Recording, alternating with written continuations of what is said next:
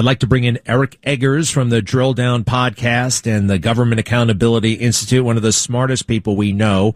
I know you can rebut this effectively. Eric, welcome back. How are you? I'm great, Greg. And, I wish I could rebut it, but unfortunately, I think that columnist is exactly correct. Look, the economy is clearly thriving, and everyone's happy with it, and that's why Joe Biden or Kamala Harris was overwhelmingly elected to continue the status quo. Oh, wait, that's exactly the opposite of what happened. Joe Biden and the people that told us they told us all summer how great the economy was. The Dow's up. Everything's great. All those people that used to be in the coal mines, the Barack Obama yanked out of there and sent them to coding school, and now they're going to run a chip processing plant or whatever it is. My grandparents can't even FaceTime successfully, but we're going to take people with no college education and turn them into tech-savvy people. That was the Barack Obama plan to save the environment and improve our economy. And everybody's like, oh, that's a great idea. And that type of thinking, it's so diluted. But Joe Biden said, listen, the economy is clearly great, even though regular people said, no, it's absolutely not. You heard Treasury Secretary Bessent say, listen, last year, more Americans than ever took European vacations, but more Americans than ever also had to use a food pantry. I'll let you guess which column that columnist fits into. Say that last part.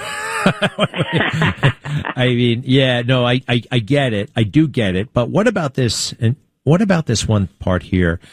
We have manufacturing jobs, but it's a different type of manufacturing. We have higher tech manufacturing. We don't do textiles and we don't do shoes, but we do aerospace. We do silicon. We do more interesting things than shoes and textiles, and we don't need as many people because of the technology.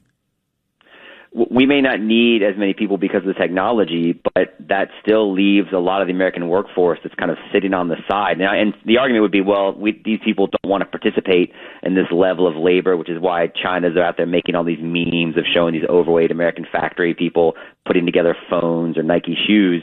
The reality is that while what Donald Trump's attempting to do may not be the precise solution for what the modern economy looks like with our workforce as it stands, the reality is that he wanted to do something because a majority of Americans, at least half of Americans, feel like they're being left behind.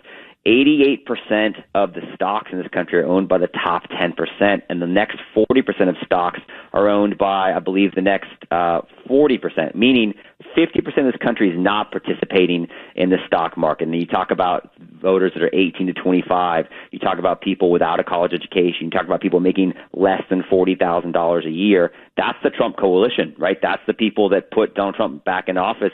They're not participating in the thing that's helped the American economy be so terrific. And so Donald Trump says, listen, that's partly because we're getting the short end of a lot of these sticks. So even if we don't necessarily re-onshore more textile manufacturing, he's trying to reorient the negotiation, trying to change the math to give Americans more of a share of the ultimate end product. Yeah. So that everybody can participate. I think that's the end goal. All right. And it also, it feels good when you're making stuff. It feels good. Americans who are making things feel better. I think it's kind of more productive and healthier for the mind when you're making stuff instead of in the service economy. And the service economy is great. I know it's increased. I know it's important. But there is something special about making things, and especially if you're a man. Does that sound chauvinistic? But making things, producing things, and seeing them actually at work, seeing them implemented, that's something that very few Americans get anymore. And it used to be like 90% of Americans had that feeling a long time ago, but still. No, you're absolutely right. I have a sixth grade son, and he actually has shop class. And he's made, those little wooden triangles with the holes you can put the golf tees in to play those little games. And now he's making a tic-tac-toe thing. And he has the biggest smile on his face when he comes home and he's showing me something he's made with his own hands and with tools that he's operated. And that is something that a majority of people, forget kids, just people, don't have experience doing anymore. And you talk about us having, I actually was thinking about this, Greg. What do you think about this? Like, you talk about making something. What's the opposite of making something? Consuming things. What they're trying to do is they're trying to reorient the American economy so that we consume less and produce more.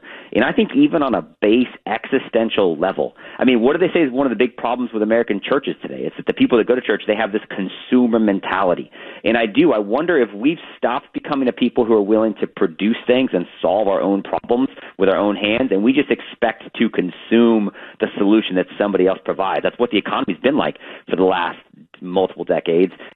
I think it kind of eats away at our gestalt, if you like. And so I think that's on a base level, not to say that Trump's trying to make America more masculine, but I do think he's trying to make us healthier in terms of how we feel about ourselves because we're being more productive. Do you remember in Star Trek, the guys with the great big giant heads, and it was a flashback to Captain Pike, and they go back, Captain Pike goes down there, and these guys, their heads are so big that all they do is create illusions for themselves, and they live in the illusion. They're very smart and they're very brain powerful, but they can't do anything. They just by today's standards, they just watch television all day long. It's very dramatic. It's better than regular television. It's like virtual reality. They basically got addicted to virtual reality and they don't know how to do anything anymore.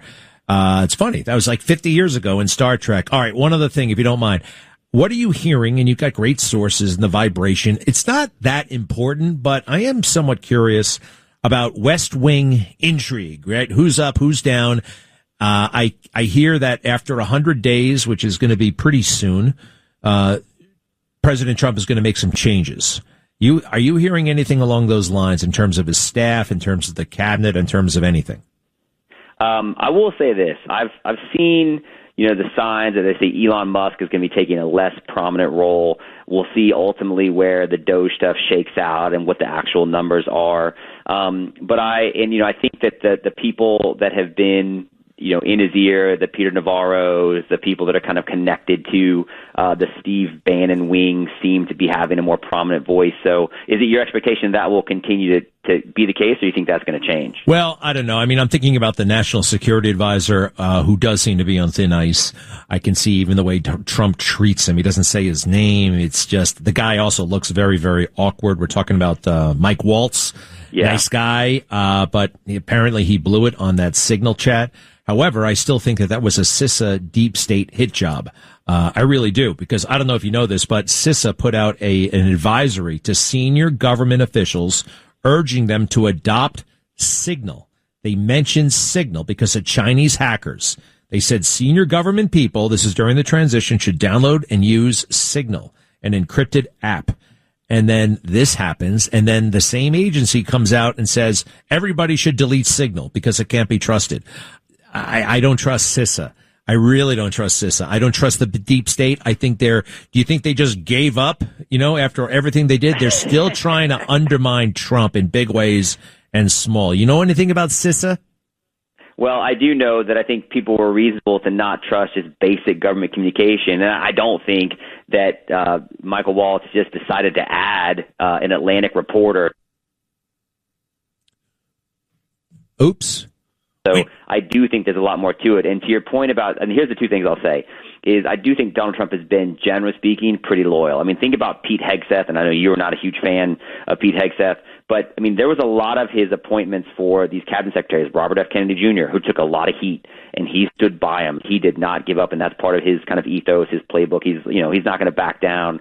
I do think after 100 days, and maybe, it's normal to see some churn, but it would not shock me to see some of these people stick around. He always seems like he is a TV guy, and so if he decides to change up the cast, then that is how it goes. But no, I do think that they have survived. I mean, think of all these supposed scandals that already emerged, including the Signal chat thing. And he didn't kowtow to the pressure then. And if he does make a change, I don't think it's going to be because of public pressure. I think it'll be because of something more performance related. So totally. And you're right about that Hegseth thing. But I said my piece, and he got confirmed. And I said, all right, that's it. That's water under the bridge.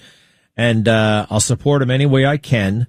And to be honest, I got to say, only a guy with that kind of gumption in a good way, firing generals left and right.